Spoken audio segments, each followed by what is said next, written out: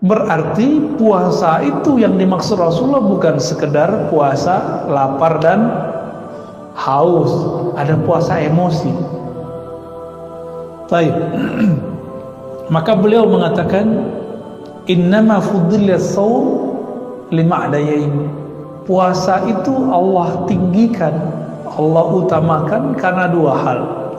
Pertama, sirrun wa amalun batinun. Puasa itu amal sir, amal yang rahasia. Orang nggak tahu kalau nggak dikasih tahu. Wa amalun batinun, itu amal batin. Maka orang-orang yang ingin mengolah batinnya, dia harus puasa. Kenapa orang Islam hari ini kurang tajam, kurang peka kolbunya? Karena jarang. Saya akan menyampaikan Kitabus Shaum bab puasa yang ada dalam kitab Mukhtasar Minhajul Qasidin karya Imam Ahmad bin Abdurrahman bin Qudamah Al-Maqdisi yang wafat 689 ya. Apa kata beliau? I'lam anna fi shaum khasisatan laysat fi ghairihi. Puasa itu punya rahasia, yang rahasianya nggak ada pada sholat, nggak ada pada sedekah, nggak ada pada zikir, nggak ada di baca Quran. Kenapa? Karena Allah mengatakan dalam hadis qudsi, as-saumu li wa ana ajzi bih. Hadis sahih Bukhari Muslim. Puasa itu milikku. Nah, ini hampir setara kata beliau dengan ayat surah Al-Hajj ayat 26, wa tahhir baiti. Sucikanlah baitku, rumahku. Jadi Allah menyebut dan memuliakan Ka'bah dan mengatakan itu rumahku. Tapi Allah butuh rumah nggak Pak? Maksud rumah di situ adalah rumah tempat menyembahku. Tapi rumah tempat menyembah Allah itu benda. Bener ya? Benda hidup atau benda mati? Benda mati. Benda mati itu dia menjadi bernilai ketika ada orang yang sholat di dalamnya. Tubuh ini dia punya riyadhah, punya amalan yang nggak bisa dilihat orang. Kalau saya sholat kelihatan nggak sama orang, baca Quran kedengeran sama orang, jalan ke masjid kelihatan sama orang. Kalau kita puasa nggak ngasih tahu orang bakal tahu nggak? Istri kita nggak bakal tahu, pasangan kita nggak akan tahu, tetangga kita nggak tahu, bahkan mungkin ya apapun makhluk di sekitar kita nggak akan tahu kita ini lagi puasa atau bukan. Sampai kita bilang maaf aku lagi puasa, gitu. Tapi Nabi mengajarkan jangan ngaku puasa dalam bab sembarangan. Ngaku puasa itu kalau diajak berantem sama orang. Insa bahu ahadun aw syatamahu falyakul inni shaim. Kalau ngaku puasa itu saat orang ngajak berantem. Diajak berantem Pak sama orang. Berarti puasa itu yang dimaksud Rasulullah bukan sekedar puasa lapar dan haus, ada puasa emosi. Baik. Maka beliau mengatakan innama fuddila shaum lima'dayain. Puasa itu Allah tinggikan, Allah utamakan karena dua hal. Pertama, sirrun wa amalun batinun. Puasa itu amal sir, amal yang rahasia. Orang nggak tahu kalau nggak dikasih tahu. Wa amalun batinun, itu amal batin. Maka orang-orang yang ingin mengolah batinnya, dia harus puasa. Kenapa orang Islam hari ini kurang tajam, kurang peka kolbunya? Karena jarang puasa. Firasatnya nggak bisa ditangkap. Kita dapat firasat, tapi kita nggak ngeh. Ini bener nggak nih? Ya. Kenapa? Karena kurang puasa.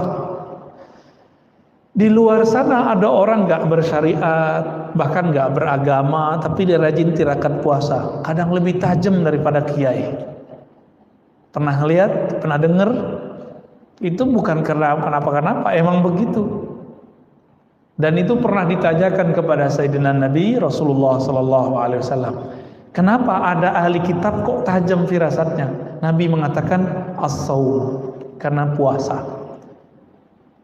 Jadi puasa ini amal dahsyat, ya, bisa menutupi kesalahan. Makanya Nabi Adam dulu sujud 40 hari 40 malam, nggak makan nggak minum. Ada yang kuat begitu nggak Pak?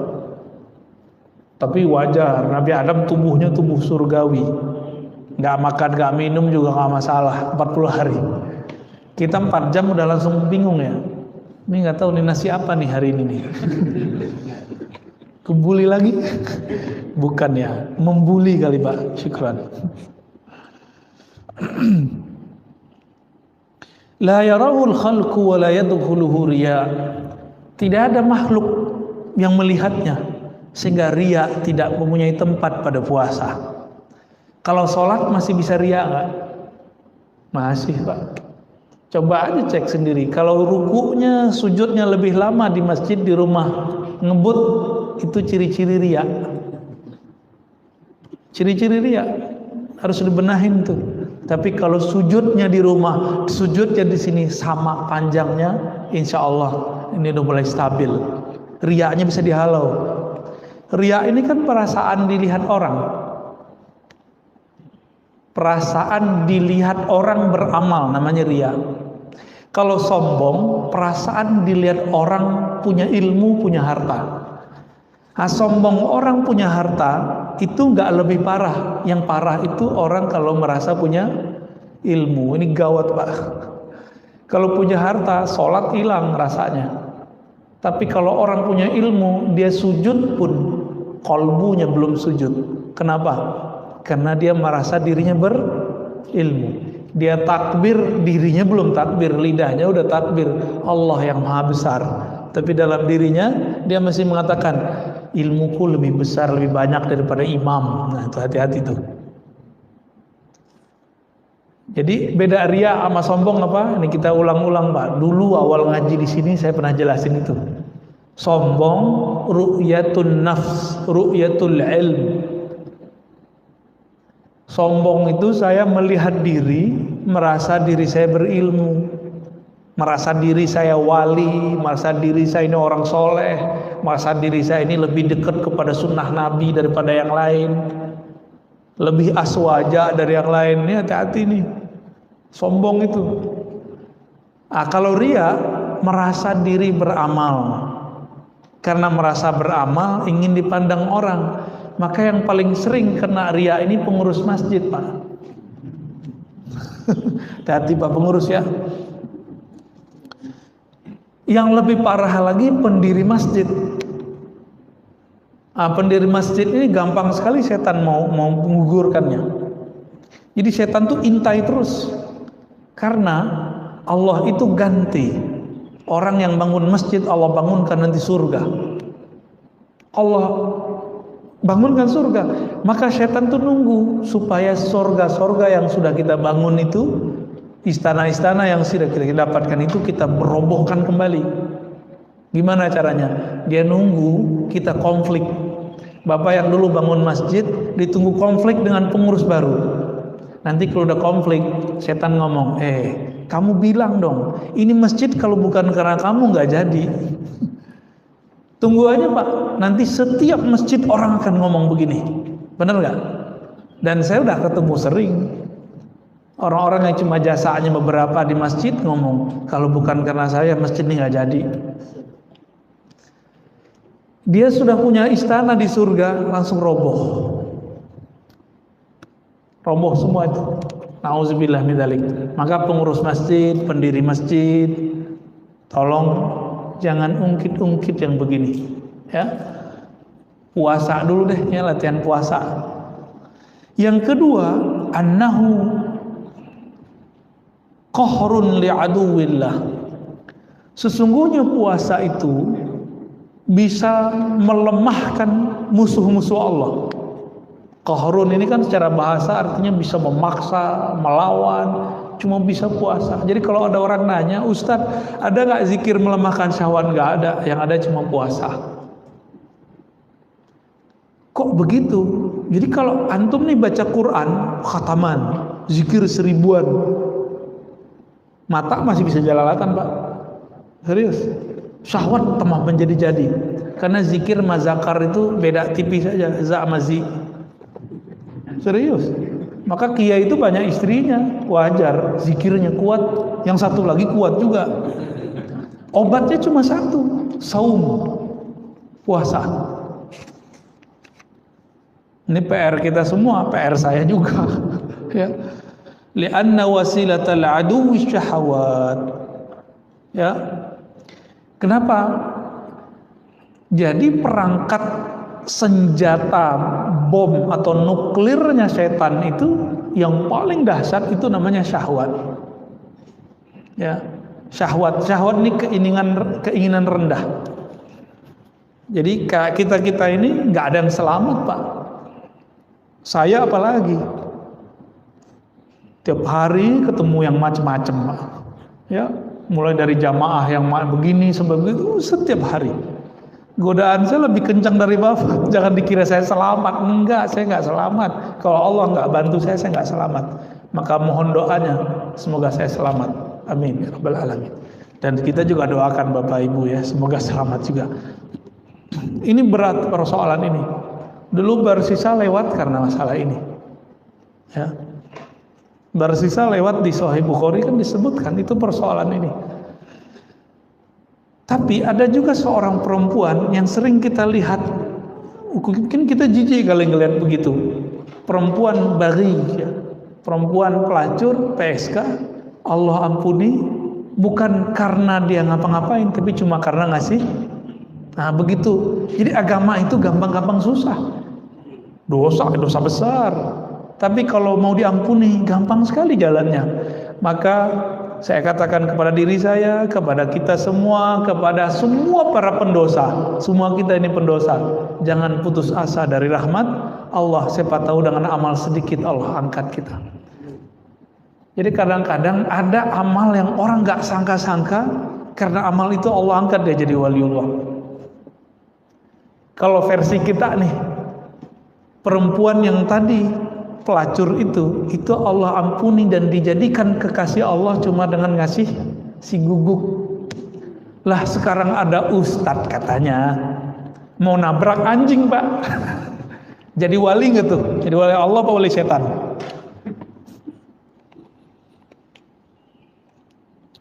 Innama tuqawwi syahawat bil akli atau tuqwa syahwat bil akli wasyurb. Syahwat itu hanya bisa dikuatkan dengan makan dan minum. Benar ya? Iya. Wah, jujur aja lah Pak ya. Dulu kawan-kawan kita yang ya jadi ustadz nih punya rahasia nih saya sebutin ya. Itu kalau ngomong ketemu Pak, nggak ngomongin ilmu, itu makan tiap hari. Jadi para ustadz kiai itu kalau ketemu, kalau diawali dia ngomongin kasyafat, kasyaf langit. Kalau dia kiai ahli ilmu biasa ngomongin syahwat, urusan poligami. Nih, serius nih Bapak ya. Serius. Terus kalau istrinya banyak gimana? Ngomongin syarabat, apa obat penguat. Makanya kiai-kiai itu kalau udah ketemu, aduh ngomongin obat kuat mulu Pak. Kalau yang banyak posnya ya, maaf ya Pak Kiai. Madamat ardus syahawat mukhassabah, fasyayatinu yataraddaduna ila dhalikal mar'a. Selama lahannya syahwat ini disuburkan dengan makan dan minum, maka setan pun gampang nyangkulnya. Gampang setan nyangkulnya. Wa yaturku syahwat wa yutraku syahwat tudiku alaihimul masalik. Jadi dengan meninggalkan syahwat, mengurangi makan dan minum, ini bisa melemahkan darah. Jadi ternyata syaitan itu mengalir di darah, benar ya? Jadi orang kesurupan sama orang kesyahwatan itu lebih gawat orang syahwat. Kesurupan tinggal dibacain dikit sadar Pak. Nggak usah dibacain, kasih aja tuh bawang putih, kasih ke hidungnya sadar itu Pak. Ya, balik lagi kesadaran dia tuh, nggak usah dibacain aneh-aneh. Ya, nggak bisa kasih tai kucing Pak. Pasti sadar itu, kabur itu ya. Itu versi teman saya itu. Versi jalan lain. Tapi kalau dulu kita dapat pakai bawang putih yang baunya keras, sembuh. Tapi kalau orang syahwat dikasih bawang putih tambah kuat Pak syahwatnya. Malah itu penguat ya.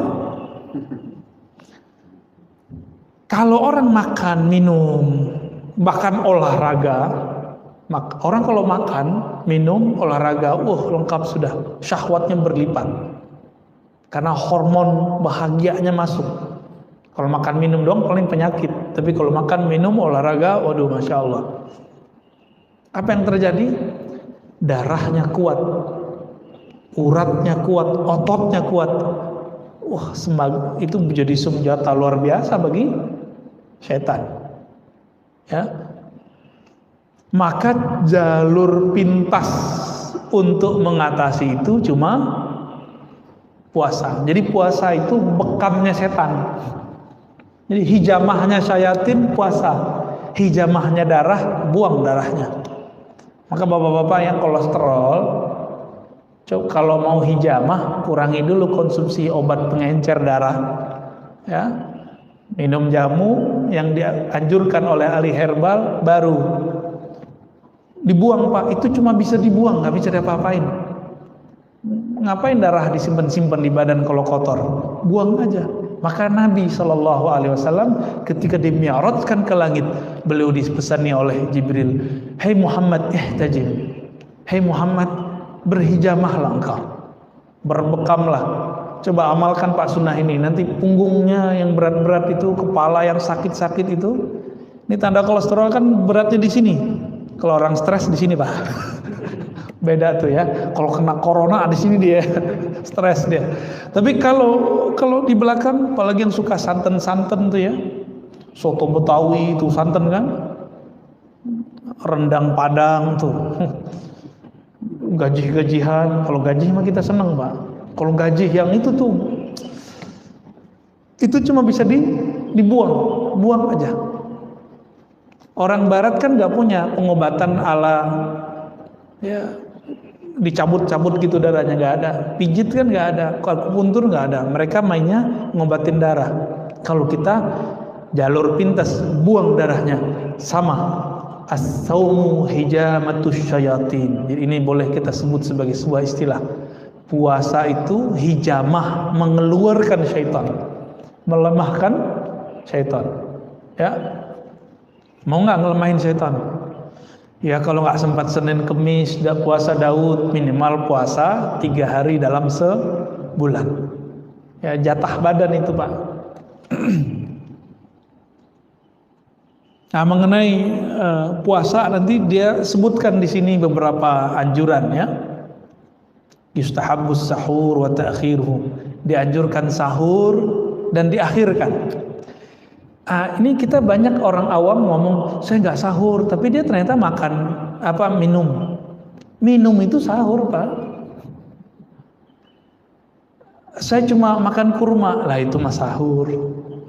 Jadi sahur itu nggak mesti nasi. Cuma orang Indonesia sahur mesti nasi, enggak. Ini sahur sehat kalau mau. Konsumsi kurma aja atau pisang. Udah itu aja konsumsi. Jangan banyak-banyak makannya. Katanya mau melemahkan syaitan. Terus ketika berbuka jangan langsung minum teh. Air putih dulu nih. Ini dulu minum. Nah, ini perintah Nabi. Terus kurma. Tapi saya yakin tubuhnya orang Indonesia lebih cocok dengan buah-buahan Indonesia. Meskipun kurma dianjurkan, kita ambillah kurma 1. Kita makan, ngikutin sunnah Nabi. Karena Nabi berbuka dengan kurma. Seandainya Nabi dulu ada di Karawaci, kira-kira gimana Pak? Dulu nggak ada impor-impor kurma. Kira-kira pakai apa Nabi bukanya? Paling pakai pisang. Apalagi kira-kira buah-buah seger yang nggak asam di perut. Cari aja. Kalau pisang kan ada yang asam, ada yang enggak. Ya, kalau kita mukanya asam Pak. Coba dicari aja itu. Sebenarnya pisang tertentu tinggal direbus, makan, direbus diungkep. Nah, saya yakin itu lebih cocok bagi orang Indonesia. Jadi jangan ngotot juga, Ustadz harus kurma. Loh, ente bayangin, di zaman dulu Islam baru masuk ke negeri ini, belum ada namanya impor-impor kurma. Orang buka pakai apa? Maksudnya pakai buah seger. Jadi kolak nanti Pak, tunggu ya, ini udah nafsu aja nih kalau udah ngelihat macam-macam. Udah begitu, sholat dulu, nanti baru mau makan kolak, mau makan apa tadi, mau minum teh. Kayaknya nggak seger kalau nggak minum teh dingin. Nanti itu ya, selesain dulu sholat. Nah ini kalau mau cara berbuka yang berkah, ya, insya Allah itu lebih baik. Wa ta'jilul iftar wa ayyaftura 'ala tamr, ya, mendahulukan berbuka dan berbuka dengan tamar. Nah, ini karena tamar kurma itu dulu paling mudah ya. Wa yustahabbul jawd fi Ramadan wa fi'lul ma'ruf wa qasratus shadaqah iktidaan bi Rasulillah. Dianjurkan di bulan Ramadan, kalau kita sudah biasa dermawan, di bulan Ramadan dermawannya naik berkali lipat. Jadi jangan pelit bulan Ramadan, banyak-banyakin. Kenapa? Karena Nabi kalau bulan Ramadan itu duit masuk itu keluarnya secepat masuk.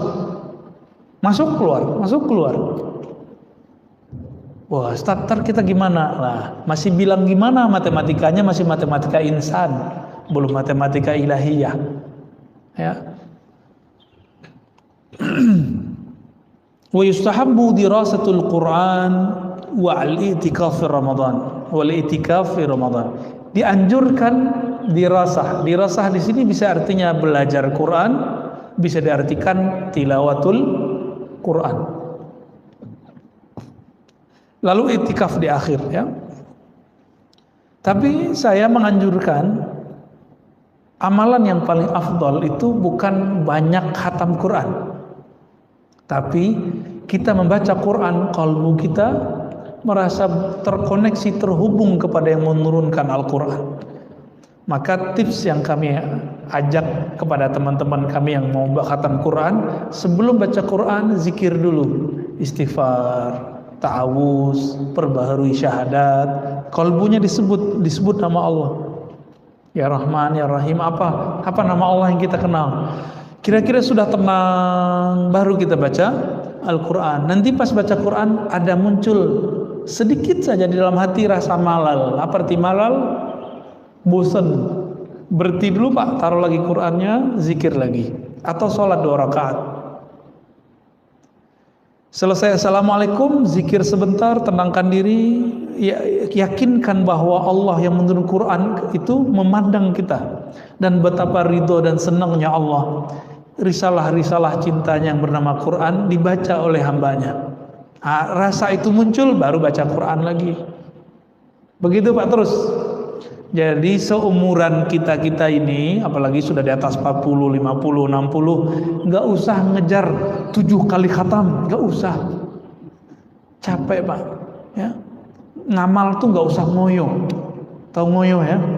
Nggak usah terlalu maksa diri. La ikraha fiddin itu tidak hanya persoalan maksa orang masuk Islam, tapi la ikraha fiddin kalau versi kita tidak ada namanya pemaksaan dalam beramal. Itu juga bisa diartikan ke arah sana, walaupun penafsirannya penafsiran jauh. Jadi coba nanti gunakan metode ini. Tilawah ma'az zikir namanya. Membaca yang dikolaborasikan dengan zikir. Intinya Quran, ingat Allah bukan? Lalu ada orang baca Quran gak ingat Allah, afdal gak baca Qurannya? Enggak.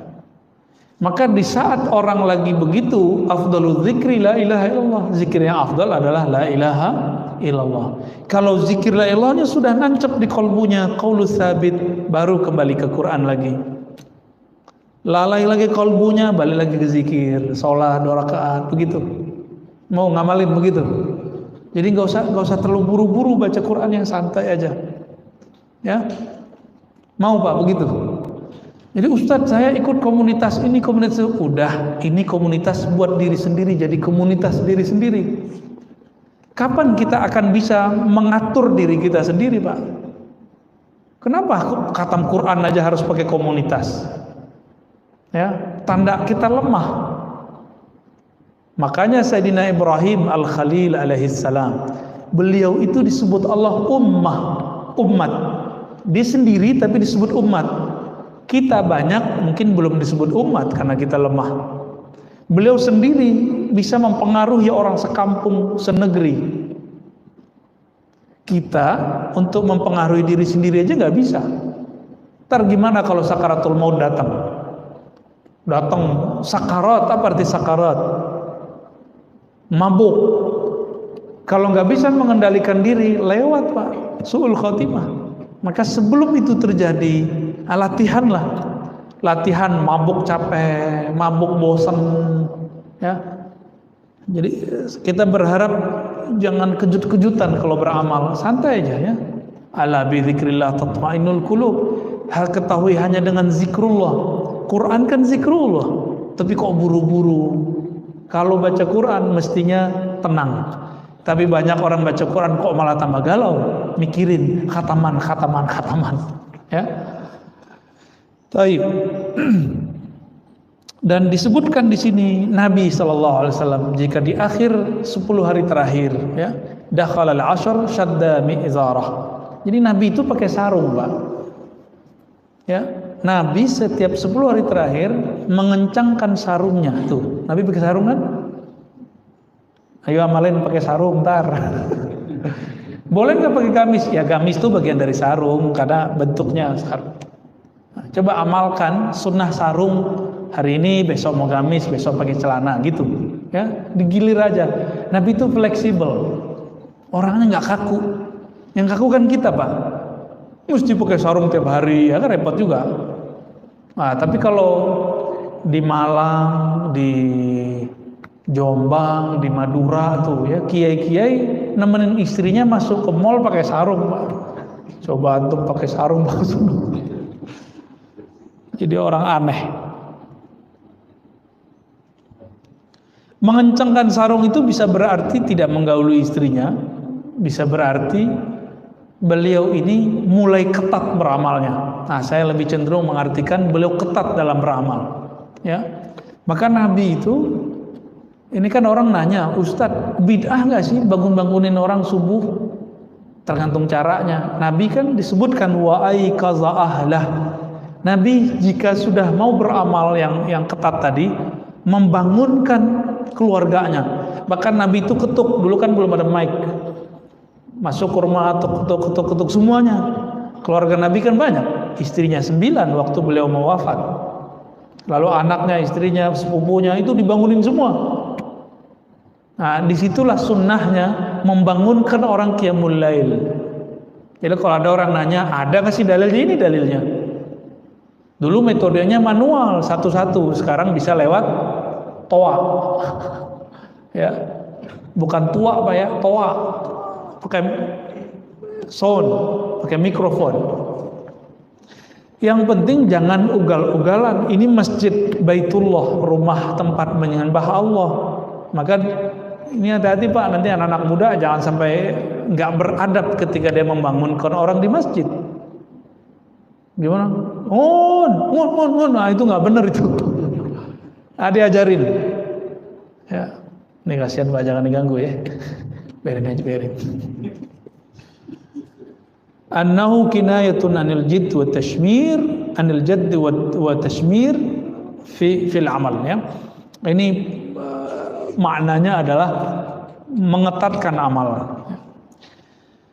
Dan bagian nomor 2 terakhir, jadi ada 2 poin lagi.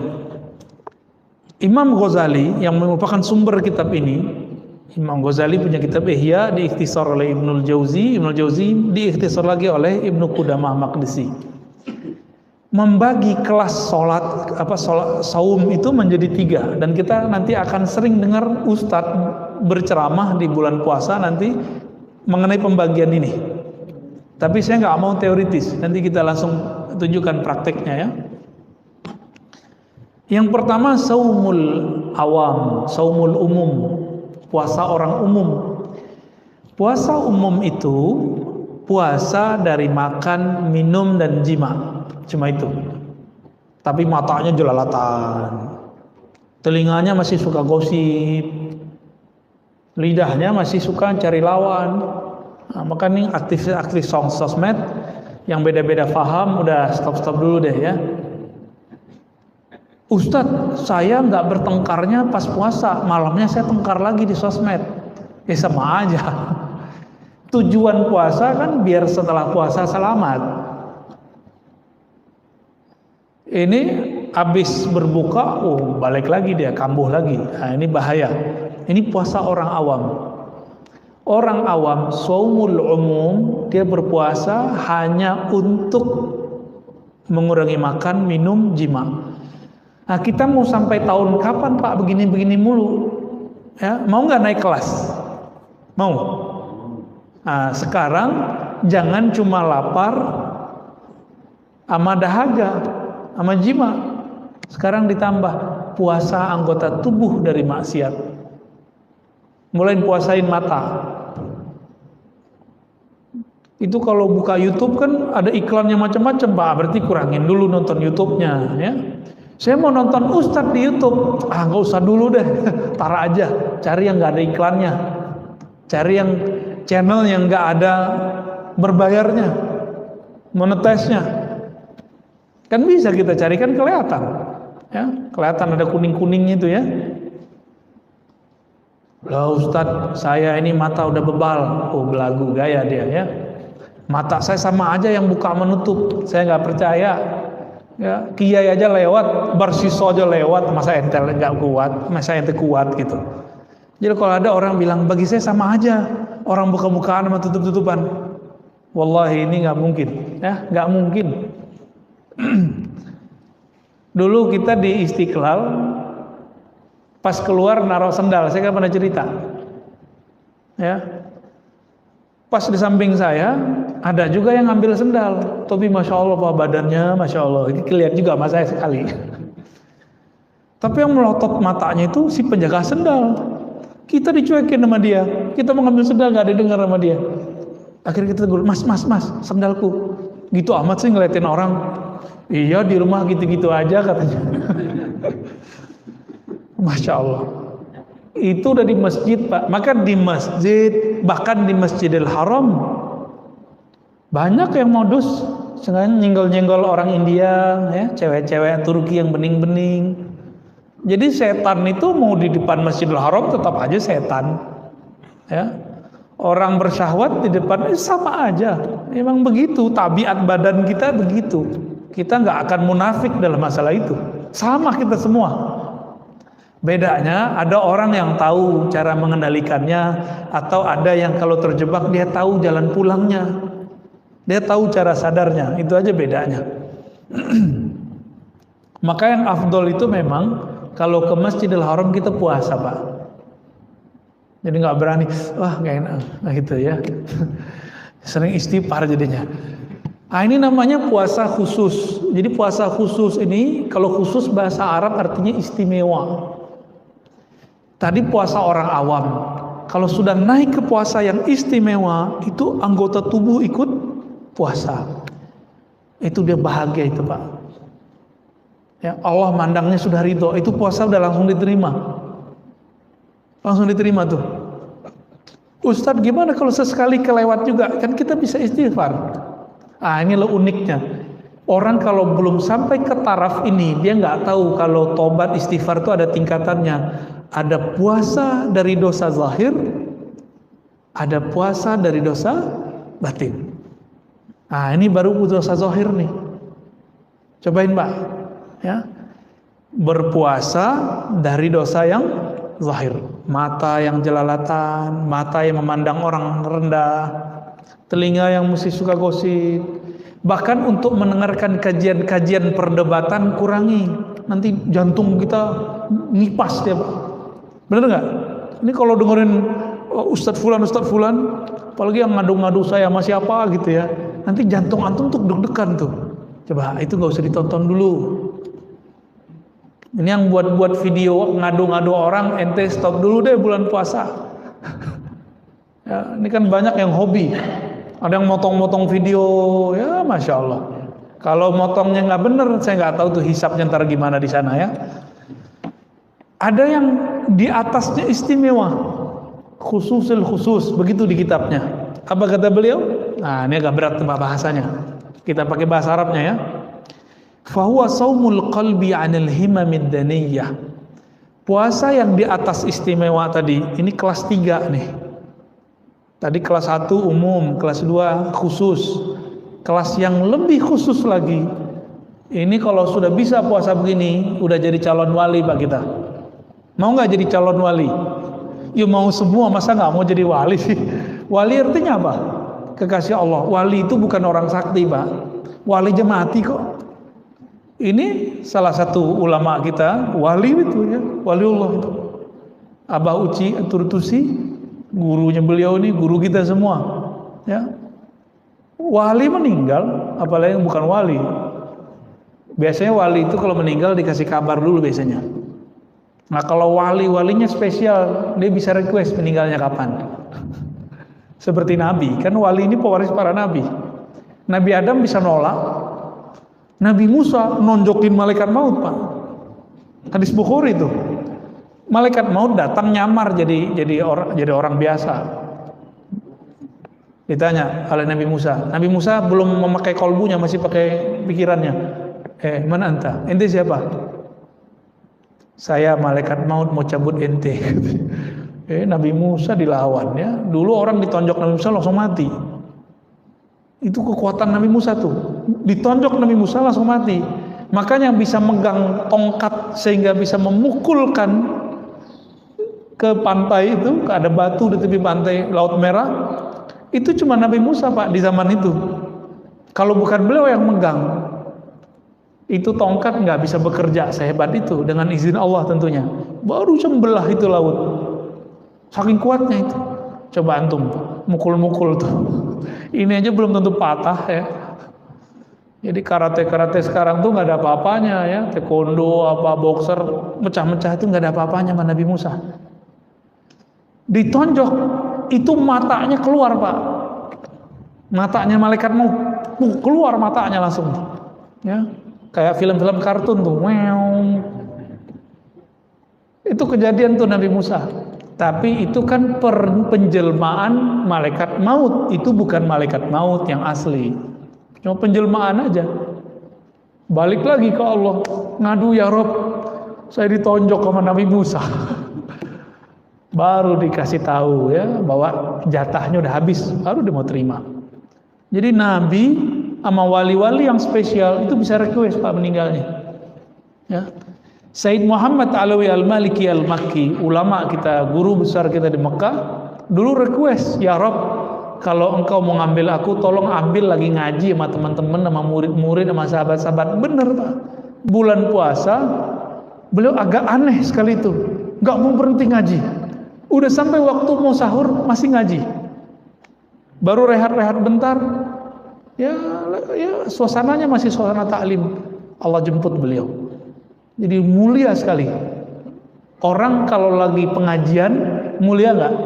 Yarfa'illahu allazina amanu wallazina utul ilma darajat. Orang berilmu lagi ngajar itu diangkat sama Allah. Nah, lagi begitu diangkat nyawanya. Ya, beliau wali besar itu ya. Nah, semoga kita diangkat oleh Allah dalam keadaan yang mulia. Amin ya rabbal alamin, di tempat yang mulia juga ya.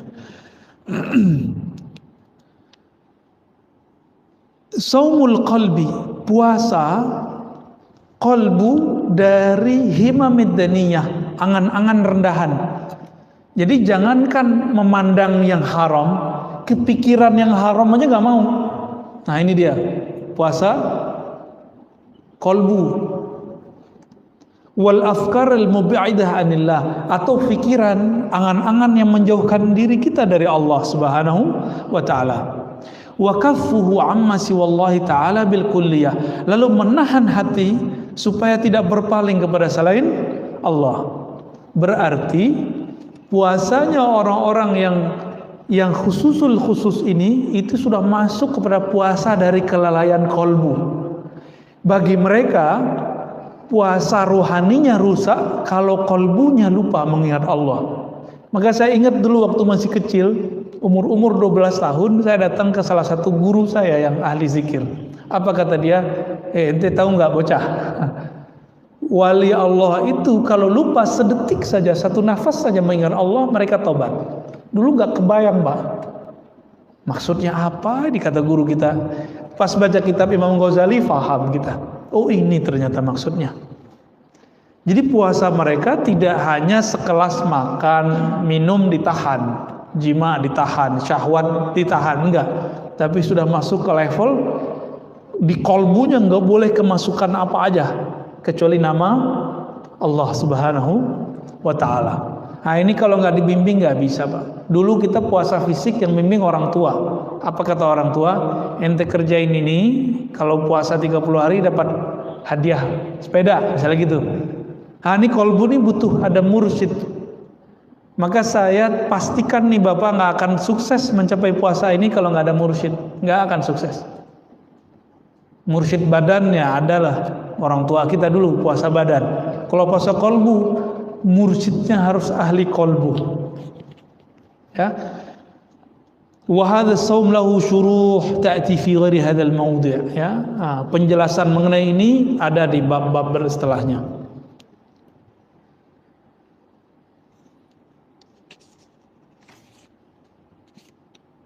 Nah, ini penjelasannya banyak. Kita langsung ke persoalan terakhir. Bolehkah puasa dahar? Dahar itu bukan dahar bahasa Jawa sama Sunda. Dahar bahasa Sunda apa? Makan. Puasa kok makan. Dahar itu artinya sepanjang masa, kecuali di waktu yang diharamkan. Boleh nggak puasa begitu? Boleh. Nah, karena ada sekarang yang bilang nggak boleh. Kita cek. Ini kan beliau manhajnya salaf. Kita cek Pak ya. Manhaj ulama yang ngikut salaf bolehin apa enggak?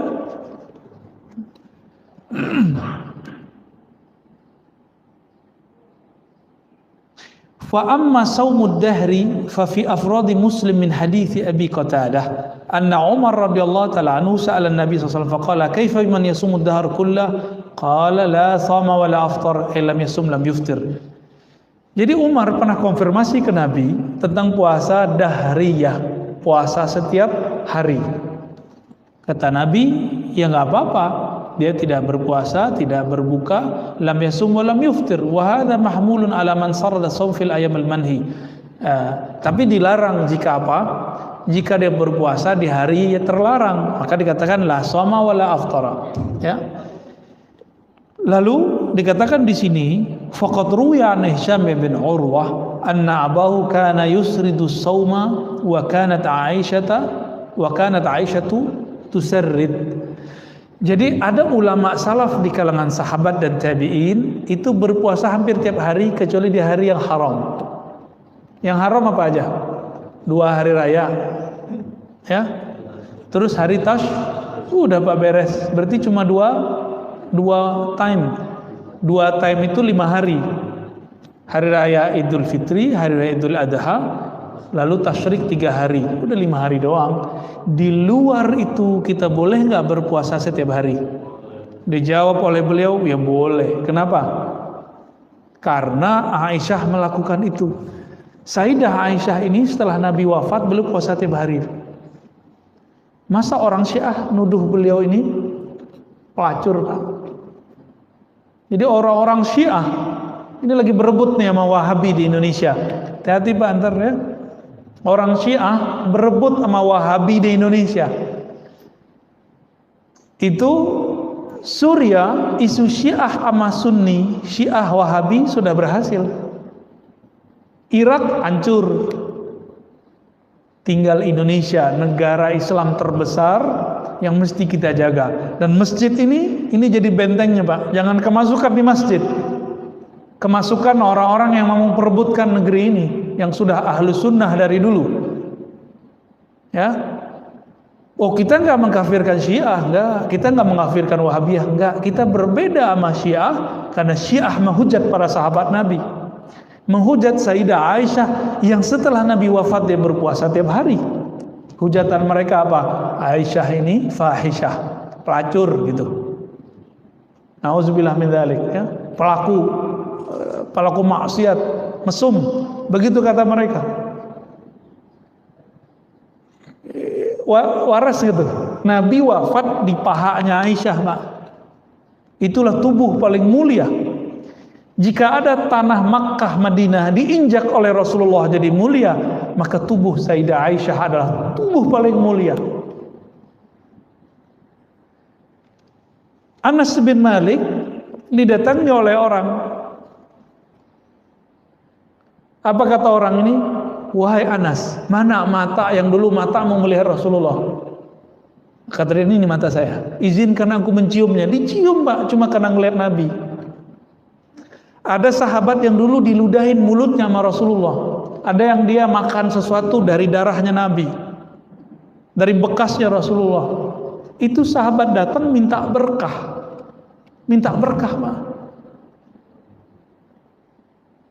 Ini Rasulullah punya istri, semua dari diri Nabi masuk ke dalam dirinya. Kira-kira kurang berkah apa tuh? Bukan fahisyah, tapi sahibatul barakah. Di dalam dirinya banyak keberkahan. Jadi kita nggak bisa susah lah ngomong sama Syiah tuh di situ. Ya, ada beberapa kesamaan kita dengan Syiah. Ada kita cinta Ahlul Bait, mereka cinta Ahlul Bait. Kita cinta Habib, mereka cinta Habib. Bedanya Habib mereka benci sama Aisyah, benci Abu Bakar. Ternyata isu ini dijawab oleh cucunya Ali, Ja'far Shadiq. Ja'far bin Muhammad Al-Baqir bin Ali Zainal Abidin bin Husain bin Ali. Berarti keturunan keberapa nih? 5. Ja'far ini punya ibunya keturunan Abu Bakar. Kalau ada sekarang keturunan Husain, keturunan Hasan, khususnya keturunan Husain, keturunan Ja'far, mencaci maki Abu Bakar As-Siddiq sama dia mencaci maki kakeknya dari jalur neneknya.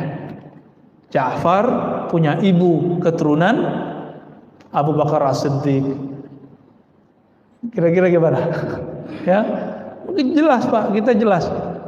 Tapi saya dituduh Syiah apa sama orang? Kira-kira kita marah nggak? Ya nggak marah, kita ketawa aja. Berarti yang nuduh nggak ngerti Syiah itu apa. Ya, dia punya konsep tasawuf itu Syiah. Kayak saya kan bertasawuf, belajar maksudnya. Saya bukan sufi, Pak, cuma gemar, suka belajar kitab tasawuf, ya, berziarah ke orang tasawuf, ngaji kepada ahli tasawuf. Sayanya belum sufi, belum, masih jauh. Ya kalau sufi kita nggak kuat, Pak. Ya nggak kuat kita jadi sufi. Kita jadi orang biasa aja dulu, ya. Kalau Wahabi bagaimana? Wahabi kebalikan Syiah, nggak senang sama habaib, benar nggak? Nanti coba cek, nggak senang sama habaib, benci banget sama habaib. Ya. Maka kalau ada postingan kebencian kepada zuriat Nabi, pastikan dia nasibiyah. Nasibiyah ini kelompoknya sekarang ada di Wahabi. Kalau agak kenceng dikit jadi khawarij, jadi teroris. Kalau yang nggak kenceng ya paling-paling neror pengurus aja palingnya. Bid'ah ente, ya ngomong itu, ya ente pelaku bid'ah nih, dihisab nanti di hari akhirat, ittaqullah, paling gitu-gitu doang ngomongnya. Ya masih bisa diatasi lah itu, kita ngobrol ngopi bareng selesai, Pak. Tapi kalau yang sudah yang bersenjata itu nggak bisa ngomong kita, ya. Nah, semoga salafi Wahabi yang ada di Indonesia cuma teror begitu aja, teror verbal nggak apa-apa lah, jangan sampai teror nembak, jangan, nggak boleh, ya. Kalau ada habisin, kita meminta kepada pemerintah habisin mereka. Tapi saya yakin kebanyakan salafi di Indonesia itu salafi ngaji aja, Kencengnya di pengajian aja. Tapi kalau ini dibiarin terus, coba lihat. Si Ustadz A, Ustadz Fulan udah mulai menentang lagu Indonesia Raya, benar nggak? Bagi dia Indonesia Raya itu tauhid, Pancasila tauhid. Ini kan ambigu, nggak boleh melawan pemerintah, tapi dia anti sama konsep falsafah pemerintah. Ambigu dari kepalanya, ambigu. Ya manhaj ambigu inilah yang sekarang diminati oleh orang-orang baru ngaji. Ya, kita lama ngaji, tapi berasanya kayak baru ngaji juga ya.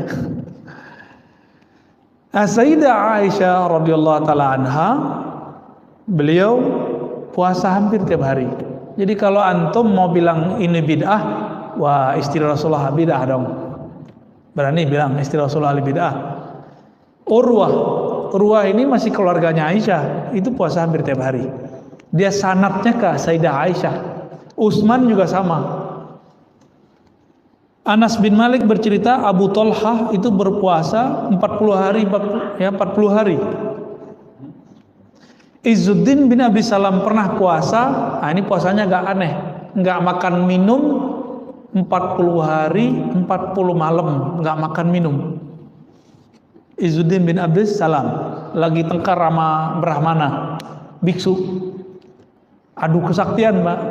Izzuddin muridnya Abul Hasan Syazili, qaddasallahu sirrahu, ya, murid wali Allah besar, Al-Kutub Asy-Syahir, ya, Al-Ghawthul A'zam Abul Hasan Syazili bersembayang bara, ya, kalau engkau bisa masih hidup selama 40 hari 40 malam nggak makan nggak minum, maka aku dan pengikutku ikut kamu.